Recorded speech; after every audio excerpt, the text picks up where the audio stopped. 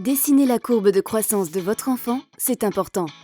C'est un outil essentiel de surveillance de sa santé, même si votre enfant est en pleine forme. C'est simple, mesurez votre enfant 2 fois par an, puis remplissez les courbes de croissance dans le carnet de santé. Si votre enfant est né avant 2018, de nouvelles courbes de croissance ont été mises à jour. Elles sont facilement téléchargeables sur de nombreux sites internet, comme croissance-online.fr. Regardez comment fait Claire, la maman d'Emma. Claire demande à Emma de se mettre pieds nus, collée contre un mur et de se tenir bien droite et prend ensuite une BD qu'elle place sur sa tête à angle droit avec le mur. Puis, elle fait un petit trait de crayon sous la BD. Emma aime bien voir que les petits traits sont toujours plus hauts. Ensuite, la maman prend un mètre et mesure jusqu'au trait. Emma mesure 134 cm. Regardons le support qui vous permet de reporter la taille. Comme ils ne grandissent pas de la même façon, il existe une version pour les filles et une version pour les garçons. Ensuite, c'est facile.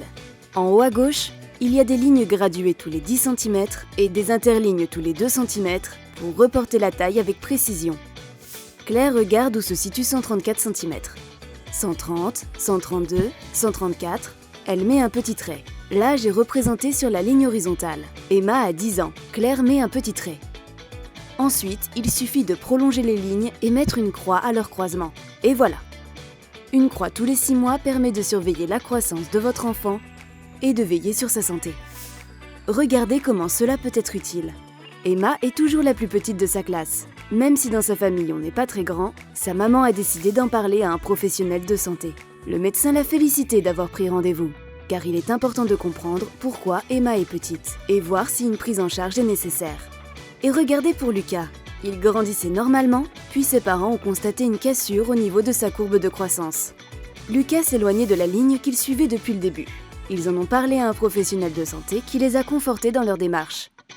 Lorsque la courbe de croissance se modifie, il faut être vigilant, parce qu'un autre problème de santé peut être découvert. Une petite taille n'est pas toujours facile à vivre à l'âge adulte, mais surtout, elle peut cacher d'autres problèmes de santé. Alors n'oubliez pas, une croix tous les 6 mois.